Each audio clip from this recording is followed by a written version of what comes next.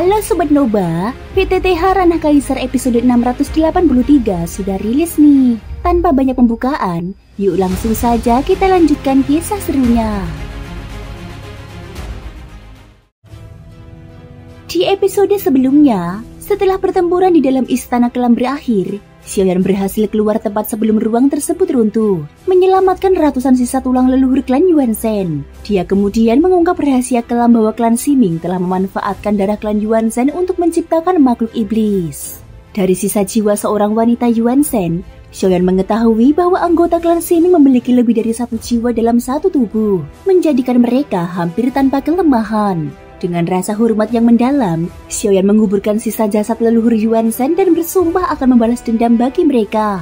Xuan Huang yang menyaksikan hal itu memberinya mahkota peninggalan klan Yuan Shen, artefak yang hanya dapat diaktifkan oleh mereka yang memiliki darah murni klan tersebut. Setelah itu, mereka pun beranjak pergi bersama menuju Istana Naga Agung. Diakhiri dengan candaan dari Xuan Huang yang mencairkan suasana setelah momen haru dan serius tersebut. Mendengar topik itu disebutkan, Xiaoyan hanya dapat tersenyum getir. Xuan Huang menatapnya dengan penuh minat, seolah sedang meneliti sesuatu.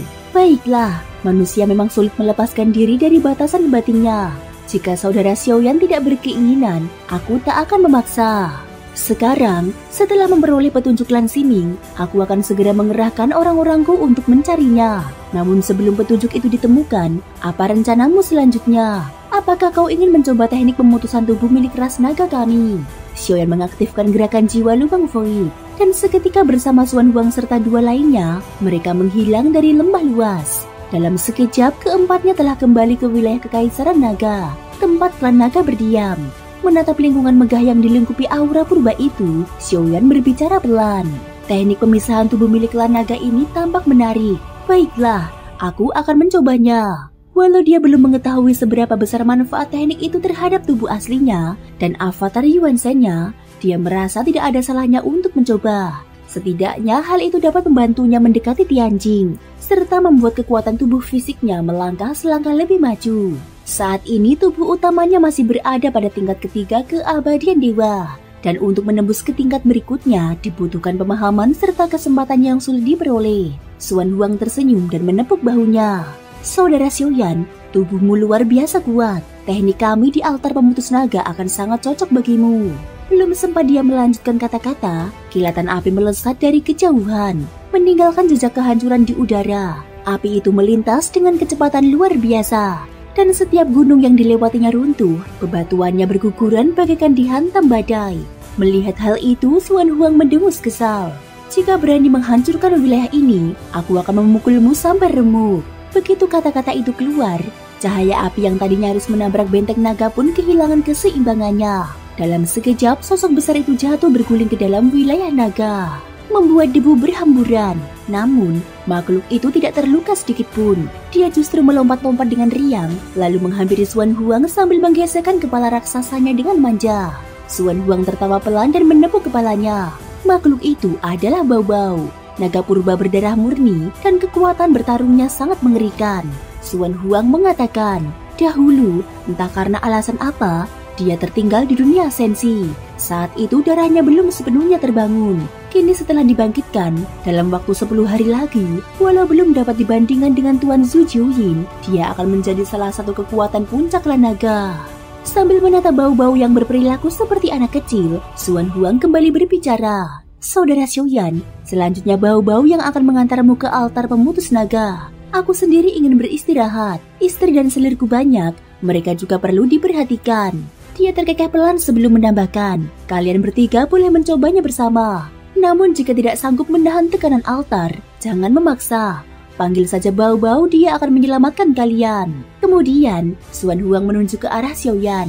Dia berkata serius, Baobao, jangan nakal, dia adalah penyelamat hidupmu. Xiaoyan tersenyum lembut. Baobao langsung melompat ke arahnya, mengelilinginya dengan penuh antusias, sementara sisiknya yang berapi memantulkan cahaya hangat. Sambil menatap mereka berdua, Xuan Huang mengatakan, sebenarnya Baobao sudah merasakan kehadiranmu sejak awal. Hanya saja dia tidak berani memastikan, ucapnya kepada Xiaoyan. Xiaoyan pun tersenyum seraya menjawab, Dulu, Bau-Bau ku ambil dari tangan Lan Feng, dan dia memang pernah berada di dunia milikku. Hanya saja masih dalam bentuk telur naga. Kini berkat bantuanmu, dia telah lahir kembali. Xiaoyan mengulurkan tangannya dan mengelus kepala Bau-Bau. Naga itu menundukkan kepalanya dengan patuh, membiarkan kepala besarnya berada dalam genggaman Xiaoyan. Xiaoyan berkata dengan nada lembut, "Bagus sekali Bau-Bau." Xuan Huang pun memberi perintah, "Bau-Bau, antar penyelamatmu menuju altar pemutus naga." Begitu perintah itu diucapkan, tubuh Bau-Bau berubah menjadi cahaya api dan melesat menuju langit. Xiaoyan serta Long Yi segera mengikutinya dari belakang, meninggalkan jejak energi yang berkilau di udara. Di tempat itu hanya tersisa Raja Tianzang yang menggoyangkan kendi araknya sambil tersenyum malas, memilih untuk tidak ikut serta. Melihat dia tidak ikut berangkat, Xuan Huang menatapnya dengan heran. "Saudaraku, mengapa engkau tidak ikut?" Raja Tianzang mendengguk arak dan tersenyum samar. "Aku tidak ahli dalam pelatihan tubuh fisik. Kekuatan ragaku bukanlah keunggulanku. Lebih baik aku tinggal di sini, menikmati arak. Lagi pula, dengan kehadiran Xiaoyan, aku bisa sedikit beristirahat." Mendengar itu, Xuan Huang hanya tersenyum tipis. Dia berkata, "Baiklah, karena kau adalah sahabat saudara Xiaoyan, aku tidak akan membiarkanmu bosan." Sambil bertepuk tangan, belasan wanita naga berparas menawan muncul dari kejauhan. Tubuh mereka tinggi semampai. Kulit mereka bervariasi dari putih pucat hingga coklat keemasan. Masing-masing memancarkan daya tarik yang berbeda. Raja Tianzang tergagap dan buru-buru menjelaskan, "Bukan itu maksudku.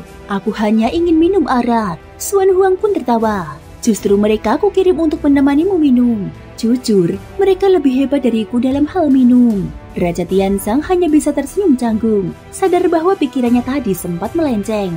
Sementara itu, Xiaoyan dan Bau-Bau telah tiba di plafon pemutus naga. Mesin diperlihatkan ke tempat lain. Di dalam ruang AC yang luas dan sunyi, melayang tak terhitung jumlahnya kapal logam raksasa. Itulah kapal Dewa Void legendaris milik dunia Taisu.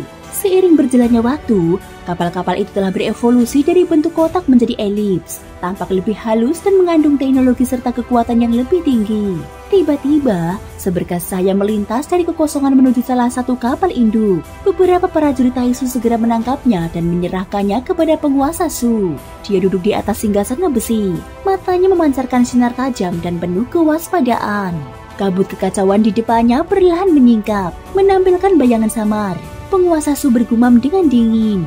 Saat dahulu sang tertinggi Susang masih hidup, tingkat kegagalan penyerangan hanyalah 1 dari 10.000.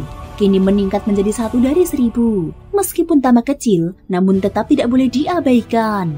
Cahaya itu berubah menjadi bola kristal seukuran ibu jari di tangannya. Dia menekannya perlahan, menampilkan citra samar. Sosok Xiaoyan yang sedang berdiri di dalam ruang batu, menatap tulang-tulang kering para ras Yuanzhen dewa kuno. Penguasa Su berkata, "Jadi dia benar-benar meninggalkan dunia Sensi dan menuju dunia Sanhai. Tidak heran berita tentang kematian Tian Luolan datang mendadak. Rupanya sang makhluk tertinggi itu telah menemukannya sendiri." Dari kejauhan, muncul sosok berjubah besi, Xuan King, yang kini mengenakan baju sirah Dewa Void dan memancarkan aura yang sudah sangat kuat. Penguasa Su bertanya datar, "Oh, Xuan King, kau sudah menembus ke tahap kelima dari keabadian Kaisar. Cukup cepat." Xuan King menjawab hormat, "Terima kasih atas bimbingan Tuan. Setelah melalui pengalaman di dunia Sensi, aku semakin sadar betapa pentingnya kekuatan. Namun, dia tahu betul bahwa bakatnya biasa saja. Kekuatannya kini hanyalah hasil dari tumpukan sumber daya dan teknologi Taisu." Penguasa Su memutar kembali citra dalam kristal itu, lalu berkata, "Sang makhluk tertinggi kini berada di dunia Sanhai. Menurutmu, apa yang harus kita lakukan?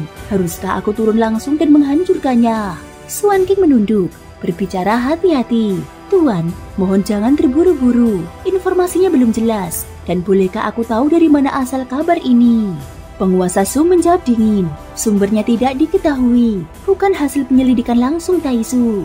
Xuan King mengernyitkan dahi dan memberi salam kembali. Dia berkata dengan tenang, "Jika begitu, ini mungkin jebakan." Sang tertinggi terkenal licik dan gemar memperhitungkan lawannya. Fakta bahwa dia berani meninggalkan Sanhai tanpa perlindungan hanya berarti satu hal. Dia sudah memiliki sesuatu yang diandalkan. Penguasa Su menatapnya dalam-dalam, seolah menimbang kebenaran kata-kata itu. Xuan King pun melanjutkan, "Menurut rencana awal, Ratu Chen Xuanyuan di dunia Xuanyin telah kita tiru sepenuhnya. kita bisa memanfaatkannya untuk mengacaukan pikiran Xiaoyan. Jika berhasil, Tuan Su tidak perlu turun tangan sendiri. Cukup mengerahkan 2 orang kuat tingkat 5 keabadian dewa untuk menangkapnya. Penguasa Su mengangguk pelan, matanya menyipit. Dia bergumam lirih. Meski demikian, peluang untuk membunuh sang makhluk tertinggi itu masih sangat kecil. Waktu ini belum tepat. Langkah ini hanyalah percobaan dan bentuk pencegahan. Thank you guys sudah mendengarkan ceritaku di episode kali ini sampai akhir. Ikutin terus kelanjutan episode berikutnya ya. Terima kasih buat kalian semua yang udah subscribe, like, dan komennya. Semoga hari kalian menyenangkan. Sampai jumpa dan bye-bye.